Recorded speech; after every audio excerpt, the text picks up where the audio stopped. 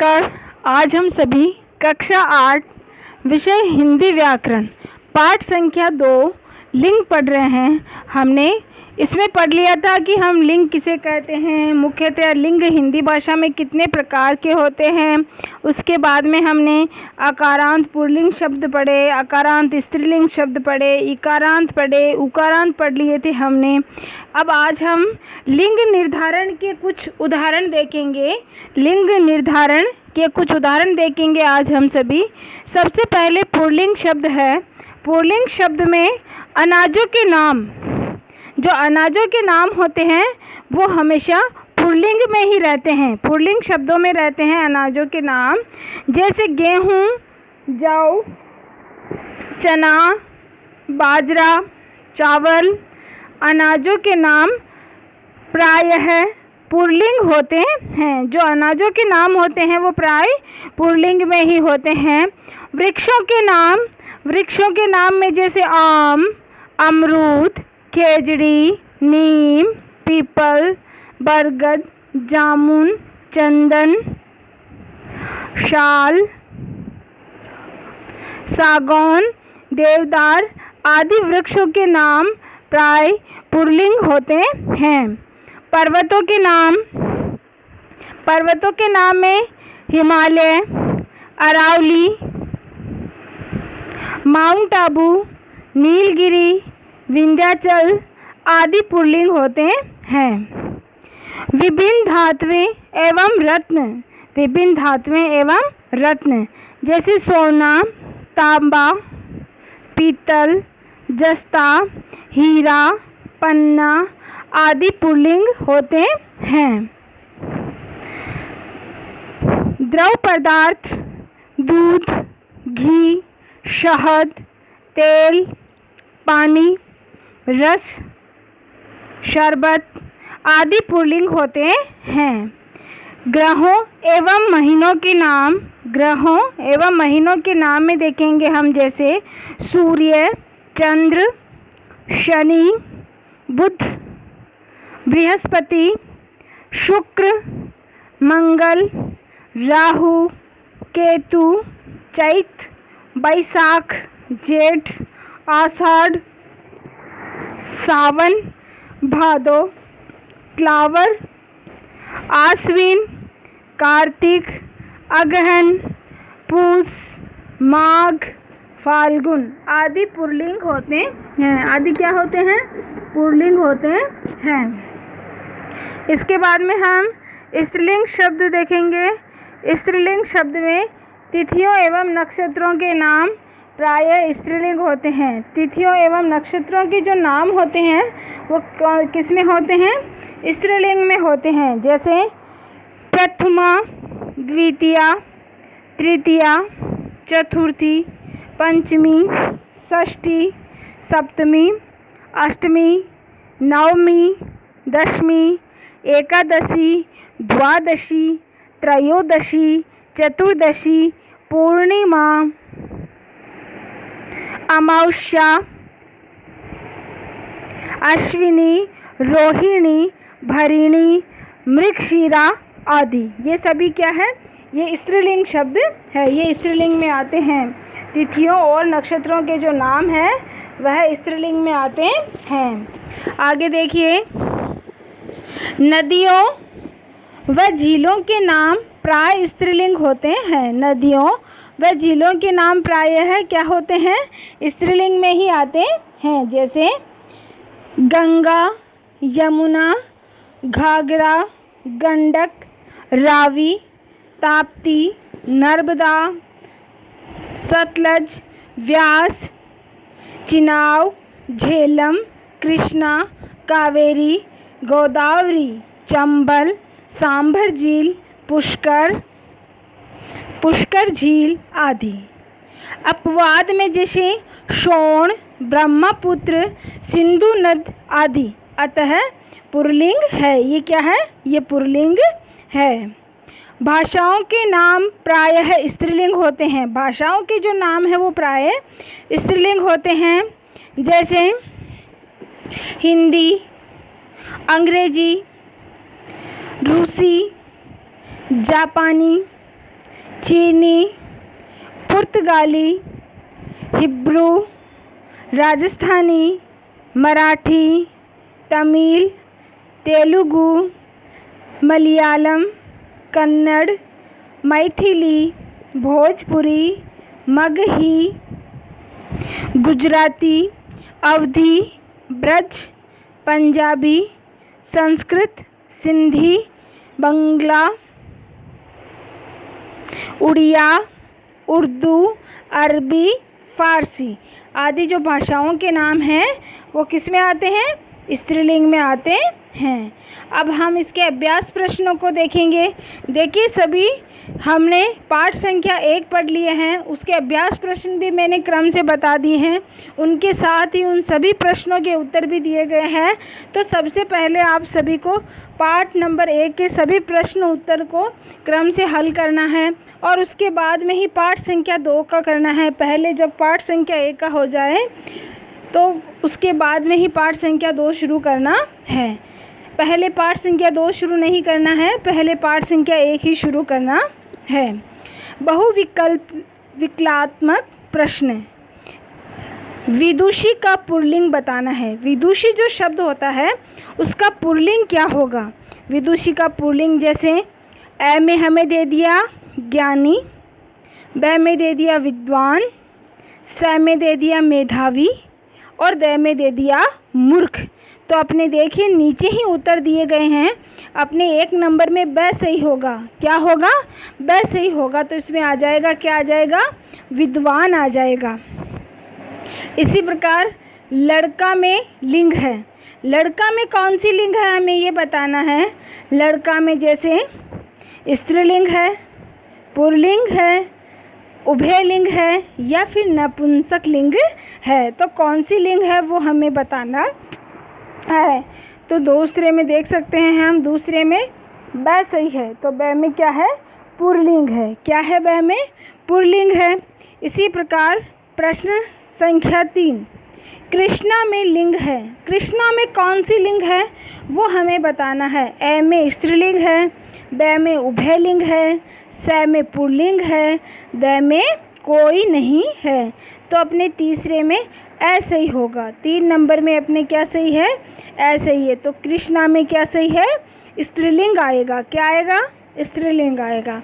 इसी प्रकार हिंदी में लिंग के भेद होते हैं। हिंदी भाषा में लिंग के जो भेद होते हैं वो बताने हैं।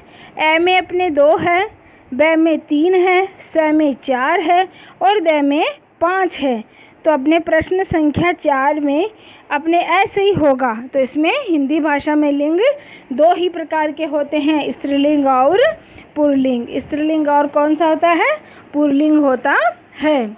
आगे देखिए प्रश्न संख्या 5, तिथियों के नाम प्रायः होते हैं। तिथियों के जो नाम होते हैं वो क्या होते हैं? पुल्लिंग, स्त्रीलिंग, नपुंसक लिंग या इनमें से कोई नहीं। तो 5वें में ब सही होगा।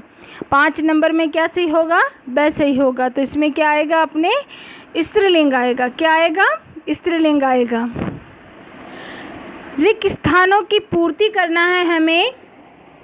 जैसे संज्ञा के जिस रूप से उसके पुरुष जाति या स्त्री जाति होने का बोध हो उसे हम क्या कहेंगे? ये देखो नीचे दिया गया है इसका उत्तर, उसे हम लिंग कहेंगे। क्या कहेंगे? लिंग कहेंगे। वृक्षों के नाम सदैव पुल्लिंग होते हैं। वृक्षों के जो नाम है वो सदैव किस में होते हैं? पुल्लिंग में ही होते हैं। किस में होते हैं? पुल्लिंग में होते हैं। पर्वतों के नाम सदैव किस में होते हैं? स में सही है अपने पुल्लिंग। तो जो पर्वतों के नाम है वो भी पुल्लिंग में होते हैं। शेर का स्त्रीलिंग क्या होगा? शेर का स्त्रीलिंग होगा शेरनी। क्या होगा? शेरनी होगा। भाषाओं के नाम प्रायः किस में लिखे? भाषाओं के जो प्राय नाम है वह क्या है? स्त्रीलिंग है। क्या है?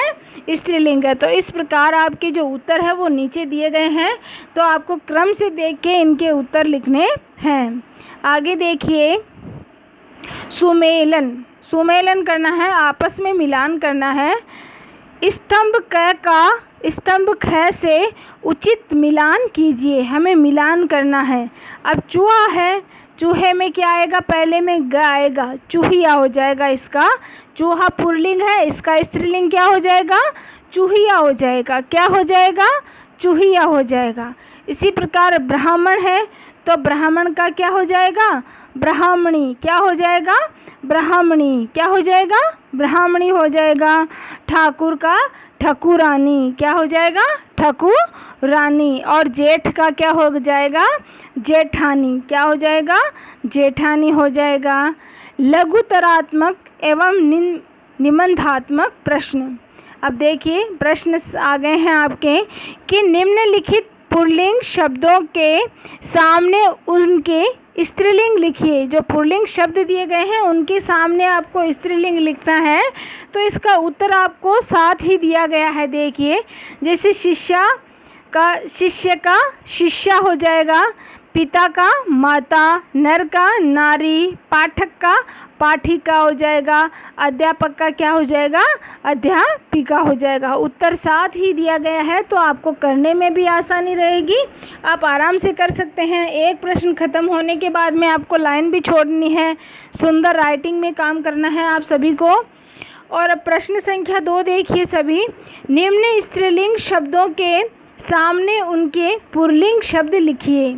स्त्रीलिंग शब्द दिए गए हैं, हमें पुल्लिंग लिखना है। जैसे सबला का निरीक्षक हो जाएगा, और इसमें नानी का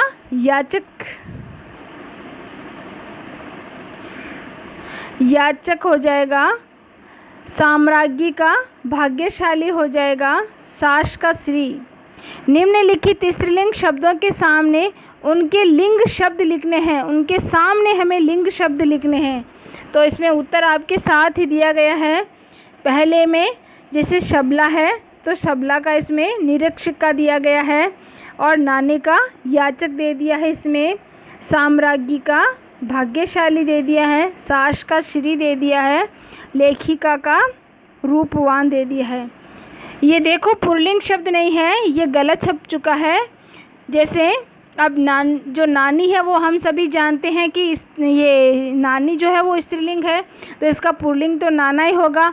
ये आपको नहीं करना है। दूसरा प्रश्न इसको हम बाद में करेंगे, इसको आप छोड़ देना, क्योंकि नाना का नानी होता है, साम्राज्ञी का सम्राट होता है, सास का ससुर होता है, लेखिका का लेखक होता है, सबला का अबला होता है। तो इस प्रकार ये आपको नहीं करना है। प्रश्न संख्या 2 जो है वो मत करना आप कोई भी। अगला प्रश्न देखिए, लिंग की परिभाषा दीजिए। लिंग की क्या दीजिए, परिभाषा दीजिए।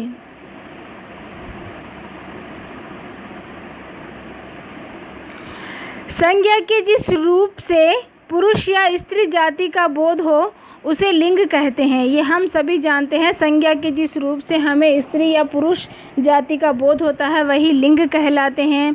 लिंग के भेद बताइए। हम सभी जानते हैं लिंग के 2 ही भेद होते हैं, पुल्लिंग और स्त्रीलिंग। ये भी करना है। एक प्रश्न करने के बाद में आपको 2 लाइन छोड़नी है, फिर दूसरा प्रश्न शुरू करना है। और प्रश्न संख्या जो 2 है वो आप छोड़ देना, वो हम बाद में करवाएंगे। अब देखिए प्रश्न संख्या 5 देखिए, नीचे लिखे वाक्यों में मोटे छपे शब्दों के लिंग बताइए। जो मोटे छपे शब्द हैं उनके हमें लिंग बताना है। जैसे मछली जल में रहती है, तो हम सभी जानते हैं मछली जो है वो क्या है, स्त्रीलिंग है। मछली क्या है, स्त्रीलिंग है। मुर्गियां अंडे देती है, तो मुर्गियां बहुवचन है, लेकिन मुर्गियां जो शब्द है वो क्या है, स्त्रीलिंग है। क्या है, स्त्रीलिंग है। इसी प्रकार कछुआ जल में रहता है, तो कछुआ हम सभी जानते हैं कछुआ जो है वो पुल्लिंग है।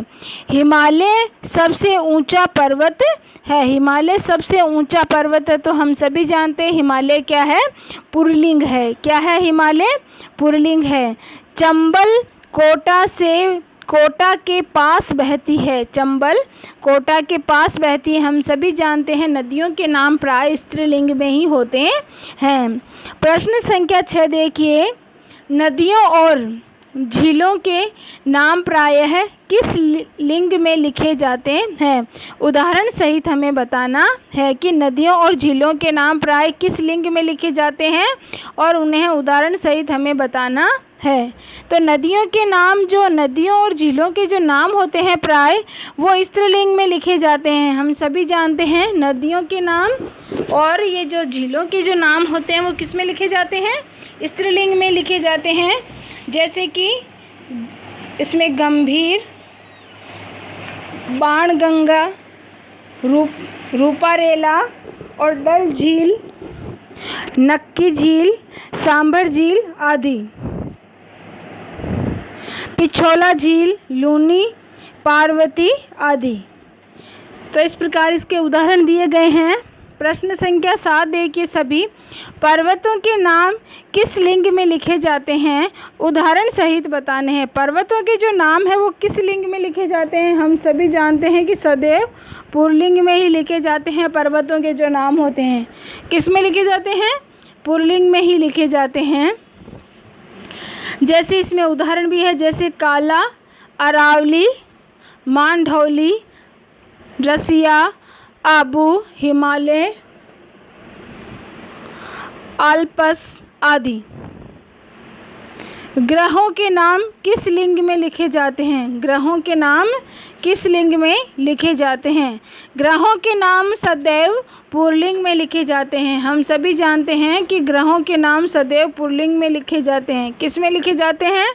पुल्लिंग में लिखे जाते हैं। जैसे सूर्य, बृहस्पति, मंगल, चंद्रमा, राहु, केतु, शुक्र, शनि आदि। इस प्रकार हमने देखा नक्षत्रों के नाम किस लिंग में लिखे जाते हैं? तो नक्षत्रों के नाम सदैव स्त्रीलिंग में लिखे जाते हैं। किस में लिखे जाते हैं? नक्षत्रों के नाम सदैव स्त्रीलिंग में लिखे जाते हैं।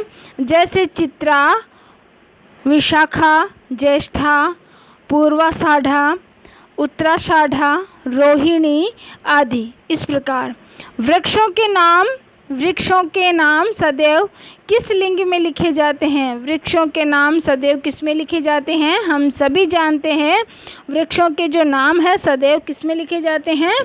पुल्लिंग में लिखे जाते हैं। जैसे आम, केला, अमरूद, आंवला, पीपल, बरगद। तो इस प्रकार आज हमने पाठ संख्या 2 के प्रश्न उत्तर भी देख लिए हैं। तो मैं एक बार फिर से बताना चाहती हूँ कि जो अपने पाठ संख्या 1 था उसमें जो प्रश्न उत्तर आए हैं ये रहे वो प्रश्न उत्तर।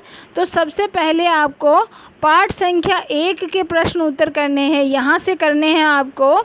इनके उत्तर साथ ही दिए गए हैं यहाँ नीचे। मैंने भाग 1 में इसमें सब समझा दिया था, पहले आपको प्रश्न उत्तर के बारे में आपको लिंक दिया है, आप आराम से उसमें देख सकते हैं। इन प्रश्नों को करने से पहले पाठ का नाम लिखना है, इनको राइटिंग से करना है। एक प्रश्न ख़त्म होने के बाद में 2 लाइन छोड़नी है, फिर दूसरा प्रश्न शुरू करना है। प्रश्न का लिखने का जो तरीका है वो बिल्कुल सही होना चाहिए। आप जो संख्या लगा रहे हैं वो अगले को स्पष्ट दिखाई देनी चाहिए। राइटिंग एकदम अच्छी होनी चाहिए। और जब एक प्रश्न ख़त्म हो जाए तो उसके बाद में 2 लाइन आपको छोड़ना है। इस प्रकार पहले आपको पाठ संख्या 1 जो है उसके ये सारे प्रश्न उत्तर करने हैं। इनको आप यहाँ आराम से देख सकते हैं। मैंने पहले भी इनके सभी के उत्तर करवा दिए हैं, प्रश्न और उत्तर। उसके बाद में ही आपको पाठ संख्या जो 2 है लिंग, उसके करने हैं। पहले लिंग के नहीं करने हैं, पहले पाठ संख्या 1 के ही प्रश्न उत्तर करने हैं। इस प्रकार हमारे आज प्रश्न उत्तर भी पाठ संख्या 2 के ख़त्म हो गए हैं। धन्यवाद।